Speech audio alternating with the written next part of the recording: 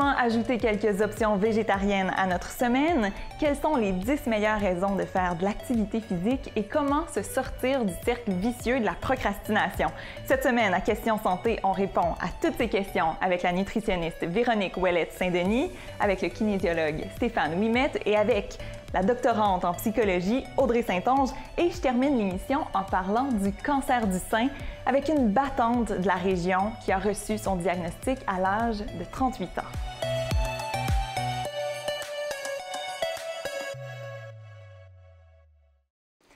Cette semaine, on débute l'émission en parlant végétarisme. Véronique, c'est de plus en plus une tendance, le végétarisme, mais c'est possible d'ajouter quelques options végétariennes ici et là dans notre semaine sans être végétarien strict, évidemment. Absolument, c'est tout à fait possible de le faire et même c'est facile. Puis quand on décide de manger peut-être un peu plus d'aliments végétaux dans notre alimentation puis de diminuer la viande, particulièrement la viande rouge, il y a plusieurs avantages à le faire. Donc, c'est bon pour le portefeuille, c'est bon pour la santé et puis c'est bon aussi pour l'environnement. Quand on se tourne vers des options végétariennes, par contre, c'est important de garder les protéines dans notre alimentation. Oui, on ne doit pas juste décider de retirer la viande de l'assiette. C'est important de remplacer la protéine animale par une protéine végétale parce que les protéines, dans le fond, leur rôle dans notre alimentation, c'est de venir nous soutenir. Donc, d'éviter qu'on ait faim tout de suite après le repas. Puis aussi, les protéines vont contenir du fer. Donc, si on ne veut pas à long terme développer une carence en fer, c'est important de remplacer notre protéine animale par une protéine végétale. Sur l'îlot, on a plein de choses aujourd'hui. Ce sont des exemples de protéines végétales? Oui, donc je vais vous expliquer ça. Donc, on a premièrement les aliments qui sont faits à partir de soya. Donc ici, on a le tofu ferme, probablement le plus connu. On peut le râper, le couper en cubes, le couper en lanières.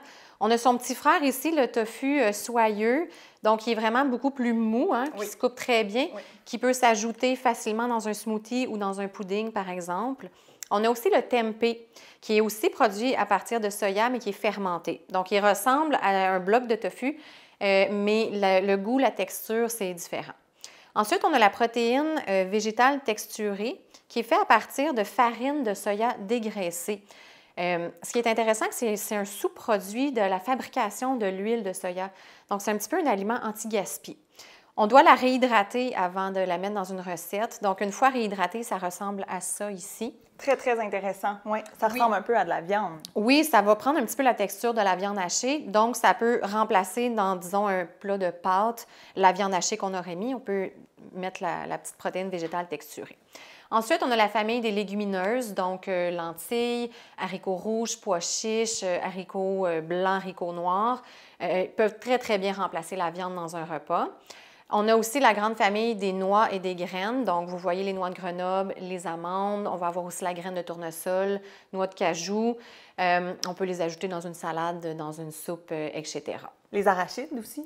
Oui, en fait, les arachides, ce n'est pas une noix, c'est une légumineuse, mais on peut le mettre dans la même catégorie. Ça peut jouer le rôle de protéine végétale. Et là, ce que j'ai ici, c'est pas de la viande. On parle de végétarisme aujourd'hui. C'est un substitut de viande de type Saint-Yves. Qu'est-ce qu'on doit penser de ça? En fait, des fois, on serait peut-être tenté de se tourner vers ce genre de mets-là. C'est déjà tout prêt, c'est facile à employer. Par contre, ce qu'il faut savoir, c'est que c'est très transformé. Donc, il ajoute du sel, du sucre, des gras, des colorants, des agents de texture, de conservation. Donc, c'est beaucoup moins intéressant pour la santé.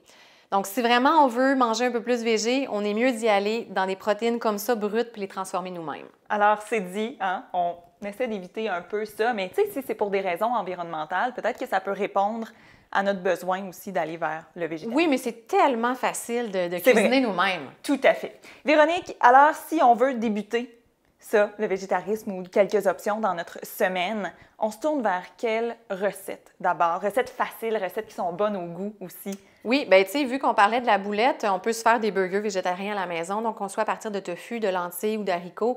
Très facile à faire, puis une fois avec les condiments, c'est facile d'oublier que c'est végétarien. Ensuite, tous les repas de type indien, par exemple les caris, ou mexicains, comme les tacos, les quesadillas, les fajitas, très facile de remplacer la viande par une protéine végétale. C'est très épicé, ça va donner plein de saveurs. On a les soupes, les salades, qu'on peut ajouter des légumineuses, du tofu, des noix pour en faire des repas complets. On a aussi le fameux tofu Général Tao, qui est très apprécié, autant des petits que des grands. Avec la sauce sucrée, ça peut être plus facile pour quelqu'un qui n'ose pas trop peut-être essayer le tofu. Puis on a finalement tous les mets à base de viande hachée. On peut utiliser la protéine végétale là, pour remplacer la viande hachée. Véronique, si on veut mettre cette nouvelle habitude-là dans notre semaine, qu'est-ce qu'on doit faire? Il y a peut-être une clé, hein? Oui, bien en fait, il faut le planifier. Parce que si on se dit « Ah, je veux manger plus végé », mais qu'on ne planifie pas, on ne le fera pas. OK? Oh. Donc, il faut choisir une recette, il faut aller acheter les ingrédients nécessaires, puis il faut le planifier quelque part dans la semaine. Puis au fur et à mesure qu'on va le faire, on peut tout garder de côté les recettes qui sont appréciées par la famille, puis on va finir par avoir une belle banque de recettes végétariennes. Véronique, en terminant, si on veut plus de trucs, astuces pour s'aider dans ce nouveau processus, qu'est-ce qu'on peut faire? Il y a plusieurs sites Internet qui existent, notamment la cuisine de Jean-Philippe qui donne plein de recettes végétariennes. Puis il y a aussi un autre site Internet très intéressant qui est la Végé d'à côté. C'est une nutritionniste végétarienne qui a des recettes, mais aussi un blog avec des informations, trucs et conseils. Merci beaucoup, Véronique. Alors, peut-être qu'on peut ajouter quelques options végétariennes à notre semaine, ici et là, avec de la planification. Mais aussi, peut-être qu'on peut ajouter plus d'activités physiques à notre semaine aussi. On en discute avec Stéphane Ouimet, kinésiologue.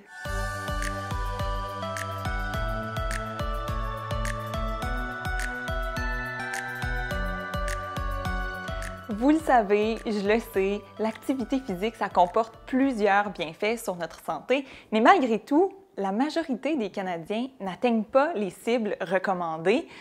Stéphane Ouimet, là, il faut que tu nous convainques de faire de l'activité physique aujourd'hui. Bien, c'est à peu près ce que je fais toujours dans ma vie, de convaincre les gens de faire de l'exercice. Mais dites-vous que malgré une grande évidence scientifique, il y a seulement 41 % des gens de plus de 15 ans qui font de l'activité physique à la lueur des recommandations de Santé Canada, qui sont de 150 minutes d'intensité moyenne par semaine ou de 300 minutes d'intensité modérée par semaine. Évidemment, les bienfaits sont multiples, il y en a beaucoup, mais aujourd'hui, je vais vous présenter mes 10 préférés. Les 10 préférées raisons de Stéphane Ouimet. Exactement. On commence par quoi? Par les bienfaits physiques, peut-être? Oui, bien les bienfaits physiques, la composante la plus importante, en fait, c'est la santé cardio-respiratoire. Donc, on sait que plus on s'active, plus le cœur va fournir de l'énergie et il y a une corrélation entre le système cardiovasculaire, le système musculaire et le système respiratoire pour une belle coordination. Ça diminue d'environ 50 % l'incidence des décès prématurés. Donc, c'est quand même une composante très, très importante. Composition corporelle. Je pense que j'ai jamais rencontré quelqu'un qui voulait faire de l'exercice qui disait pas « ben j'aimerais un petit peu gérer mon poids ». Puis même si on le sait qu'on veut tout être un petit peu plus beau puis se sentir mieux à propos de nous-mêmes, mais la vraie importance, en fait, c'est qu'une meilleure composition corporelle diminue l'incidence des différentes maladies chroniques. En parlant de maladies chroniques, évidemment, le troisième qui est très important, c'est le diabète. C'est une des pires problématiques de santé, difficile non seulement pour les gens à gérer, mais pour notre système de santé aussi à gérer.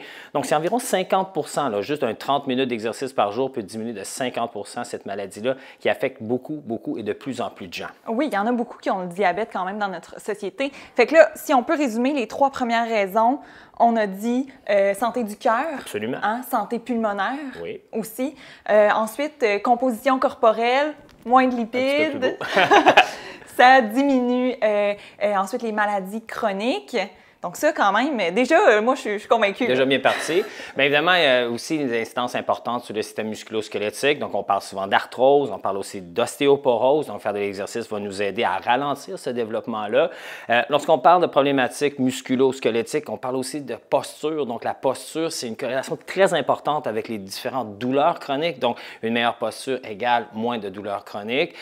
On parle aussi de notre fameux système immunitaire, donc le temps de la grippe, et les gens veulent faire de l'exercice, on veut améliorer ce système-là, c'est une excellente raison. Une septième très importante aussi, c'est d'améliorer notre capacité ou nos fonctions cognitives. Donc, on sait que l'exercice, par un processus d'oxygénation du cerveau, va nous permettre d'alimenter nos neurones et d'améliorer cette composante. Alors, tout est relié, ça va même jusqu'à notre cerveau, mais j'imagine que ça améliore encore plus que ça, là. On peut rentrer dans les bienfaits psychologiques largement. Absolument, mais en fait, c'est une des seules raisons pourquoi moi je fais de l'exercice, c'est pour cette fameuse sécrétion-là d'endorphines.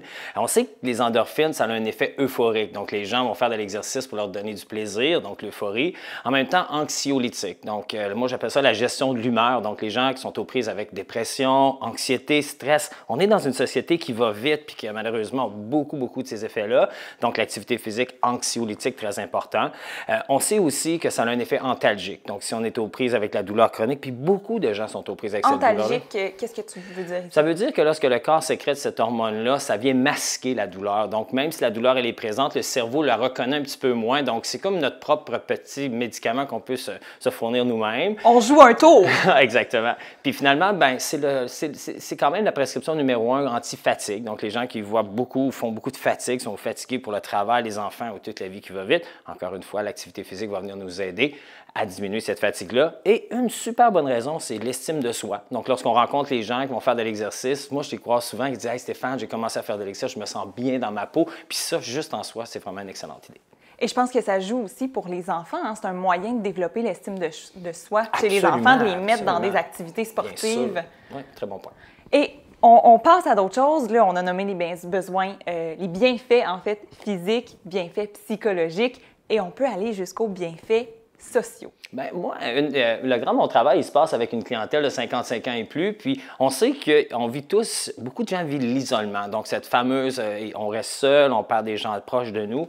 Simplement le fait de sortir de la maison puis de pouvoir rencontrer des gens, donc d'interaction sociale, ça a un effet très positif. Dites-vous qu'une personne qui vit de l'isolement, on augmente de 50 les chances de développer des différentes problématiques de santé. Donc, c'est immense. Belle façon de rencontrer des gens, de se faire des amis, de trouver quelque chose qui est vraiment plaisant, mais aussi une de mes raisons préférées, c'est cette interaction sociale-là avec les gens de ma famille, mon noyau à moi, là, mes enfants, ma blonde, avec qui on fait de l'exercice, puis qu'on trouve non seulement des façons d'inciter nos enfants vers de bonnes habitudes de vie, mais en même temps de vivre des moments complètement exceptionnels à travers l'activité physique. Mais toi-même, tu as 2 enfants. Ouais, Qu'est-ce que tu fais comme activité avec tes enfants? Bien, principalement, je cours après eux autres. Ça, c'est sûr que ça, c'est un exercice en soi. Oui, parce qu'eux, ils ont de l'énergie là, à dépenser. Là. C'est super facile. On flippe un 25 cents, puis on se dit quelles sont les activités que ça nous tente de faire. On peut aller jouer dehors, on va patiner dans la cour, on va aller marcher, on va faire des randonnées, on veut faire du vélo, on va faire de la trottinette, on va se lancer la balle, on va se lancer le ballon. Moi, s'il y a un sport qui passe à la télé, mon petit gars le voit et dit « Moi, ça me tente de faire ça », c'est sûr que je suis partant. Puis c'est quoi les meilleurs moments pour faire de l'activité physique avec nos enfants? La fin de semaine, le soir après l'école, est-ce qu'ils sont trop fatigués? Tout le temps, en fait. C'est sûr qu'une des choses les plus importantes, on a tendance à penser que nos enfants ont vécu des moments très difficiles à l'école, puis là, ils doivent se reposer. On va les installer devant un écran. Puis c'est la mauvaise chose à faire. Dites-vous que l'activité physique post-école, ça devient très important pour leur permettre de se défouler, de sortir ces fameuses endorphines-là qu'eux aussi ont dû garder à l'intérieur d'eux tout au long de la journée. Stéphane, là, bon, OK, tu nous as nommé les bienfaits de l'activité physique, mais à quelle intensité d'une activité physique on peut retrouver ces bienfaits-là? Est-ce qu'on a besoin de courir un marathon à chaque jour? Bien, la plupart des gens à qui je parle d'activité physique, ils disent « Ah, moi, là, avoir trop chaud, aller trop intense, ça me tente pas. » Mais je leur dis « Écoutez, l'activité physique, là, c'est comme se brosser les dents. OK? Tu peux pas te brosser les dents 4 heures le dimanche puis penser que tu vas être bon pour le reste de la semaine. Tu as beaucoup plus d'avantages à te brosser les dents un petit peu à tous les jours, puis de semaine en semaine, tu pourras te brosser les dents un petit peu plus longtemps, un petit peu plus rapidement, un petit peu plus intensément, ou tu pourras ajouter différents mouvements pendant que tu te brosses les dents. Donc, l'idée là-dedans, c'est la récurrence qui est le critère le plus important et non l'intensité. Et en terminant, prescription d'activité physique de la semaine? La prescription, elle est super simple, en fait. C'est un 30 minutes de marche. Hippocrate a mentionné, il y a 2500 ans, que le meilleur remède pour l'homme, c'est la marche. Donc, allez marcher, partez pendant 15 minutes, revenez 15 minutes. C'est simple, c'est facile, ça ne coûte rien. Mettez ce conseil maintenant en pratique, c'est possible. Et si vous voulez avoir des astuces pour mettre ça en action maintenant, écoutez la prochaine chronique avec Audrey Saint-Onge parce qu'elle va nous donner des trucs pour arrêter de remettre nos tâches à plus tard.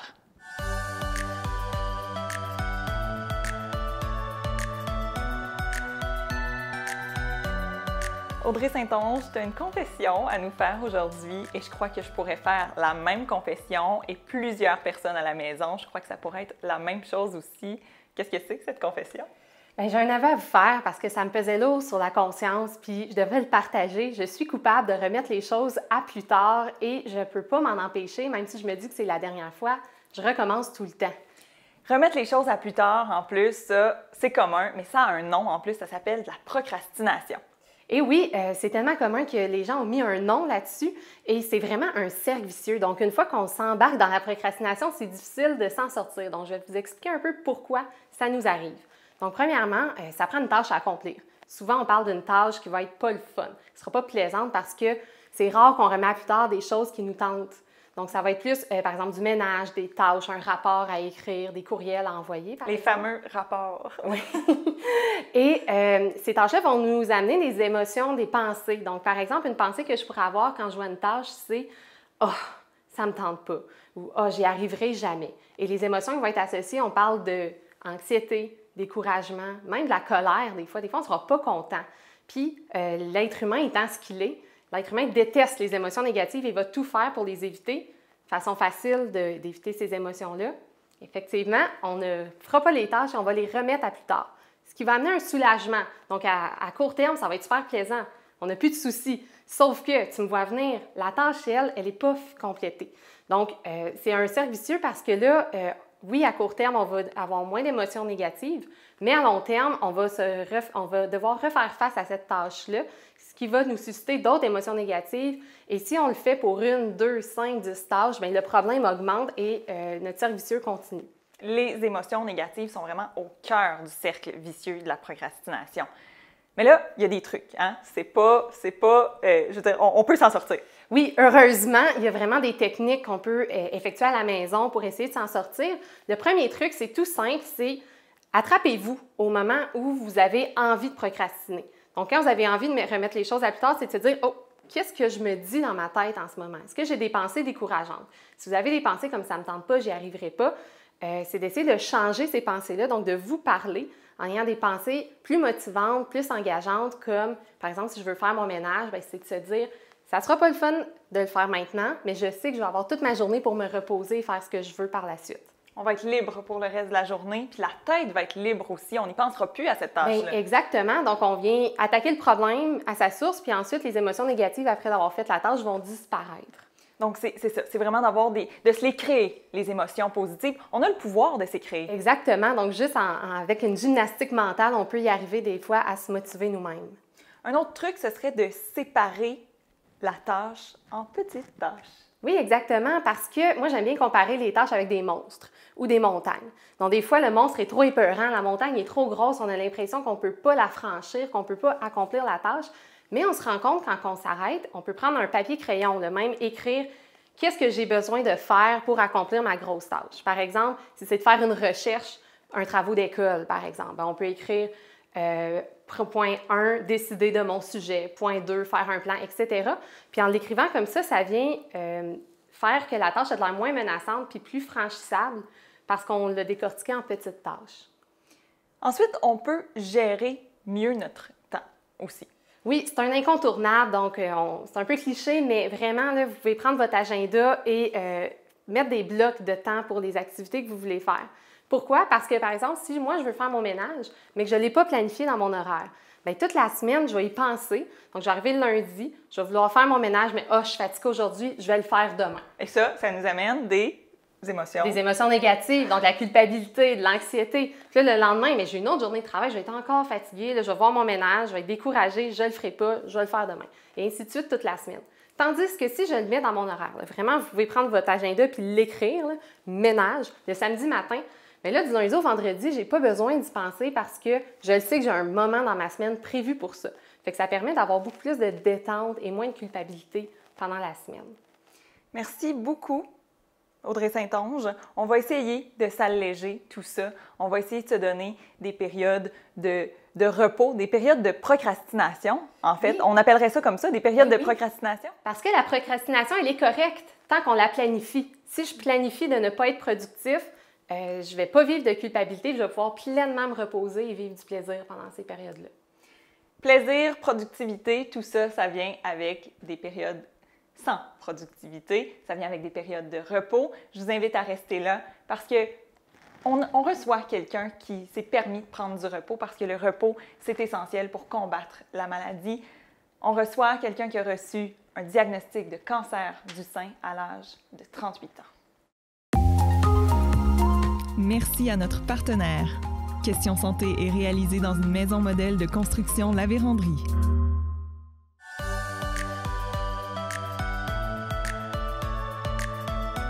Selon la Fondation du cancer du sein du Québec, une femme sur 8 va être atteinte du cancer du sein au cours de sa vie. Évidemment, c'est un cancer qui touche beaucoup plus les femmes âgées de 50 ans et plus, mais les femmes moins âgés aussi peuvent en souffrir. Et aujourd'hui, il y a quelqu'un de la région de l'Outaouais qui a décidé de venir nous parler de son expérience. J'ai avec moi Sandra Leclerc. Bonjour. Bonjour. Alors vous avez reçu un diagnostic du cancer du sein à l'âge de 38 ans. Ça fait environ 2 ans. C'était quoi le contexte à ce moment-là quand vous avez reçu le diagnostic? En fait, moi, je vivais une période vraiment difficile de ma vie à ce moment-là. Je vivais une période d'anxiété très intense et de troubles obsessionnels compulsifs qui avaient pris des mesures énormes dans ma vie, m'empêchant de pouvoir fonctionner adéquatement dans mon quotidien. Donc, j'étais un peu à me remettre de cet épisode-là de ma vie quand on m'a annoncé que j'avais le cancer du sein, que j'avais un cancer du sein localement avancé. Donc, c'était ça un peu le contexte. Le cancer, l'annonce du cancer est venue pour moi je trouve ça malheureux à dire, mais elle est venue pour moi un peu me libérer, dans le fond. Elle est venue... j'avais l'impression que maintenant, j'avais le droit d'être malade. Alors que au moment où je vivais mon anxiété et le trouble obsessionnel compulsif de façon démesurée, j'avais l'impression, parce que mon physique semblait aller bien, j'avais l'impression que je n'avais pas le droit d'être malade. Vous n'aviez pas le droit de vous donner de repos. C'est ça, exactement. Oui. Jusqu'à temps d'avoir ce signe-là très physique vous disant que là, votre corps n'allait pas bien. C'est ça, exactement. Oui. Comment vous l'avez reçue, cette nouvelle-là, à l'âge de 38 ans? C'est sûr qu'on n'espère pas ce type de nouvelles-là à 38 ans. Mais à partir du moment où je l'ai reçue, je me suis dit, OK, je vais tout faire pour passer à travers. J'ai 2 enfants. À l'époque, il y avait 8 ans et 5 ans. Donc, le cœur de maman veut se battre au maximum pour pouvoir être là puis profiter des moments avec ses enfants. Quelles sont les ressources que vous avez mises en place pour vous aider à ce moment-là? Est-ce que votre famille vous a aidé? Oui, j'ai été très, très, très choyée. J'ai eu la présence de ma mère, beaucoup, qui a même quitté son emploi parce qu'elle ne demeurait pas dans la région à l'époque. Donc, elle a quitté son emploi pour venir ici, pour être présente lors de mes traitements de chimiothérapie. J'ai eu un conjoint merveilleux qui a été disponible, patient, vraiment. J'aurais pas pu tomber mieux comme partenaire dans cette mésaventure-là. Bien évidemment, mon père, ma sœur, sa famille, mes beaux-parents aussi ont été très présents dans le processus. Oui, la famille, c'est important, mais il y a d'autres types de ressources aussi. J'ai fait appel à un psychologue aussi pour passer au travers de cette période-là de ma vie. Je le consulte encore aujourd'hui. J'ai fait appel au Centre Carmen, qui est un centre ici dans la région qui donne un soutien aux femmes et aux hommes vivant soit avec des maladies chroniques ou avec des cancers, dans le fond. Donc, j'ai fait appel à ce centre-là où on nous apporte un soutien moral, un soutien émotif, dans le fond, pour passer au travers de cette période-là. Oui, les ressources sont importantes et heureusement, on en a en Outaouais. Le traitement que vous avez reçu, c'est quoi pour votre cancer du sein? Chimiothérapie, vous mentionniez, je pense? Oui, j'ai eu chimiothérapie. Moi, ça s'est arrêté à la chimiothérapie. J'ai eu 8 traitements, dans le fond, qui étaient aux 2 semaines, qui m'étaient faits aux 2 semaines. J'ai pas eu de radiothérapie, étant donné que suite à des tests génétiques, on m'a diagnostiqué une anomalie génétique. Qui, par mesure préventive, dans le fond, on n'a pas voulu me donner de la radiothérapie, étant donné que cette anomalie-là peut avoir un impact sur des cancers radio-induits. Donc, c'est pour ça qu'on a décidé de ne pas aller vers la radiothérapie. Combien de temps ça a duré, la chimiothérapie? Ça a duré Dans le fond, j'ai commencé un 29 décembre, j'ai terminé un 6 avril. OK. Donc, puis vous aviez reçu le diagnostic, juste pour mettre une date là-dessus? J'avais reçu le diagnostic le 29 novembre 2017. Donc, 1 mois après, vous commenciez la chimiothérapie et pour environ 4 mois de chimiothérapie. Dans mon cas, on a fait la chimiothérapie avant l'opération. Donc, j'ai subi la chimiothérapie. Par la suite, j'ai eu l'opération, l'ablation, et par la suite, j'ai eu un évidement axillaire, dans le fond, étant donné que j'avais un ganglion atteint et que je ne pouvais pas faire de radiothérapie dans ma situation. On est allé faire un évidement axillaire pour maximiser... C'est quoi ça, un évidement? Bien, si on va enlever des ganglions supplémentaires, et dans mon cas, c'était pour maximiser mes chances de réussite, là, dans le fond, de guérison. Et combien de temps vous avez été absente de votre travail pour gérer la situation? Avec l'anxiété, le trouble obsessionnel compulsif et le cancer, c'est un 2 ans, un bon 2 ans. Puis, c'est pas énorme comme période, ça semble énorme, mais il y a beaucoup d'étapes. C'est vraiment une montagne russe d'émotions quand on passe au travers de tout ce processus-là. Donc, oui, c'est ça. Ça a pris 2 ans, mais des fois, j'ai trouvé ça difficile, ce 2 ans-là, parce que des fois, on sent une certaine pression où on doit aller bien rapidement, alors que c'est pas nous qui décident de ça, dans le fond. Non, on peut se donner les outils, mais il y a une partie qui est un peu hors de notre contrôle. Exactement.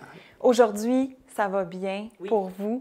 Et à l'automne 2019, vous êtes même allé faire un défi dans une autre partie de ce monde. Qu'est-ce que c'était pour terminer? En fait, moi, ce que j'ai fait, c'est... je suis allée faire ce qu'on appelle le Trek Rose Trip, qui est organisé par Désert Tour. Je suis partie 2 semaines, une partie qui était moi seule avec moi-même et une partie qui était justement avec l'organisation Désert Tour. Je suis partie faire un trek dans le désert de 4 jours. Le but était de clore ce chapitre-là de ma vie et de me mettre au défi sur plusieurs éléments, tant physiques qu'émotivement, dans le fond, pour, dans le fond, c'est ça, boucler la boucle et partir vers un autre chapitre. On est heureux de vous savoir beaucoup mieux aujourd'hui. Merci, Sandra Leclerc, d'avoir été parmi nous.